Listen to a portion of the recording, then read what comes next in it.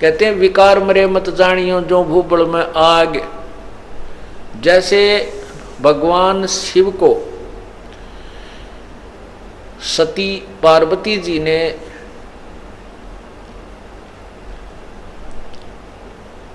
धोखा दे दिया, जैसा कि उन्होंने माना। कैसे कि श्री रामचंद्र जी सीता वियोग में जब सीता का अपहरण हो चुका था तो रामचंद्र जी बहुत बुरी तरह पछाड़ खा खा कर रो रहे थे, डकरा रहे थे, पशुओं से पक्षियों से पूछ रहे थे मेरी सीता देखी, मेरी सीता देखी, कहाँ गई, किसने। तो ऊपर से भगवान शिव और पार्वती बैठे थे। भगवान शिव ने उनको प्रणाम किया, श्री रामचंद्र जी को। पार्वती ने कहा कि आप किसको प्रणाम कर रहे हो, आप तो महादेवों के देव हो।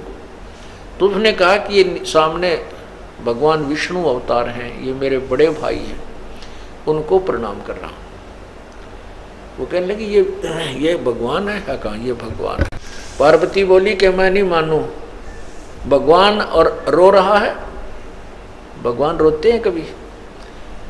तो भगवान शिव ने कहा कि इनकी पत्नी ये लीला करने आए हुए हैं, इनका यहाँ ऐसे ऐसे जन्म है और इनकी पत्नी को कोई उठा ले गया है, उसके वियोग में रो रहे हैं, सीता के वियोग।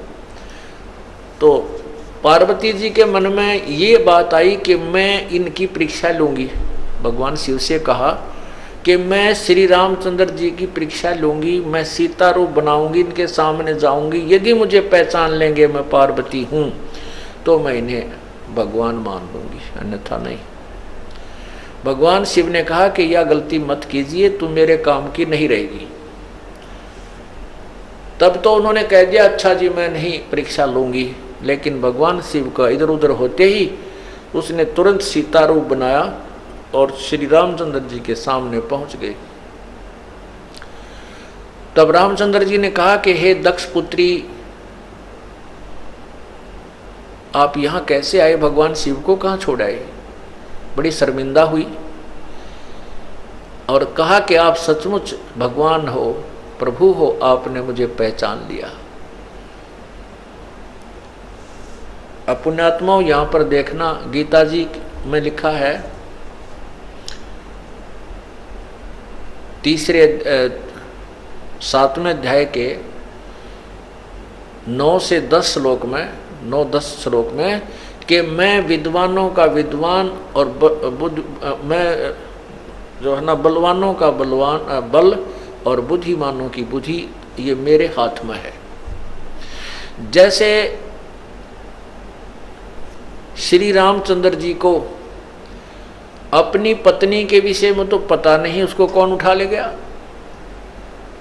और सीता को पहचान लिया ना, उस क्या नाम है पार्वती जी को पहचान लिया कि तू सीता नहीं है, पार्वती है। ये ऐसा ये क्या कहानी है? अब पहले तो ये संत ऋषि जन कह दिया करते तो लीला कर रहे थे, या के लीला थी भाई, ये कोई नाटक कर रहे थे कि भाई ऐसे करना ही था, बुरा हाल हो रहा है, रो रहे हैं। नहीं, ये काल के हाथ में रिमोट है, जब चाहे ब्रह्मा विष्णु महेश सभी प्राणियों की बुद्धि को ऑफ कर देता है, जब चाहे ऑन कर देता है। भगवान राम की बुद्धि ऑफ कर रखी थी और जब पार्वती परीक्षा लेने गई तो उसकी बुद्धि को ऑन कर दिया काल ने, इस ब्रह्म ने, जो ब्रह्मा विष्णु महेश के पिता हैं। उधर से भगवान श्री शिव जी को पता चला कि पार्वती आप परीक्षा लेकर आई हो। अब ऑन कर दी बुद्धि काल ने उसकी, शिव जी की, कि नहीं तू परीक्षा लेकर आई है। तब वो शर्मिंदा होगी, ने बोली गलती बन गई मेरे से। तो उसने कहा भगवान शिव ने कि आज से तू मेरे लिए पत्नी रूप में स्वीकार्य नहीं है, क्योंकि आपने मेरे बड़े भाई की पत्नी का रूप धारण कर लिया, सीता जी का रूप धारण कर लिया, इसलिए मेरे लिए तू माँ के तुल्य होगी। और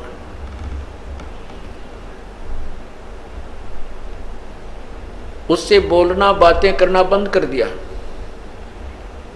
पार्वती ने एक दिन देखा, 2 दिन देखा, 10 दिन देखा कि फिर वो जान गई कि पक्का हट कर दिया, अब ये नहीं बोलेगा, इसलिए क्यों ना कुछ दिन अपने मायके चली जाऊं, कुछ दिन में ठीक हो जाएंगे ये।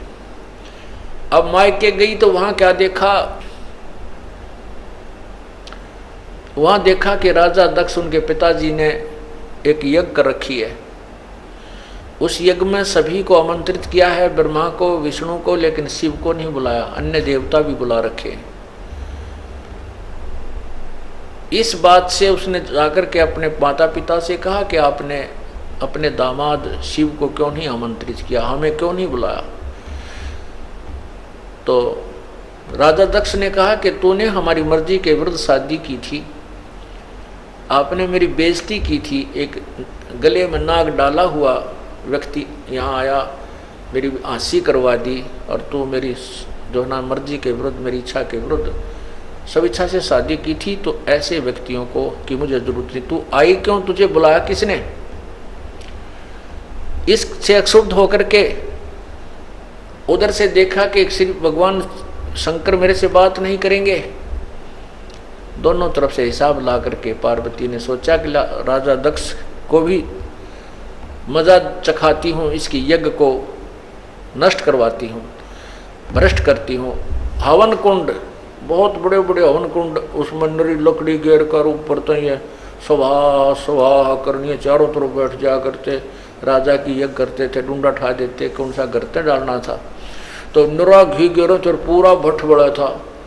तो पार्वती जी ने उसके अंदर छलांग लगा दी, अपना जीवन लीला समाप्त कर दी, आत्महत्या कर ली। उधर से जब श्री शंकर जी को पता चला, भगवान शिव को पता चला, तो वो आए और राजा दक्ष का सिर काट दिया। उधर से फिर उसको एक बकरे का सिर लगा दिया। काफी प्रार्थना से लंबी कहानी है। हम जो विषय अपना आज सब्जेक्ट है, हम उसी पर चलते हैं, आज का जो सत्संग का विषय है।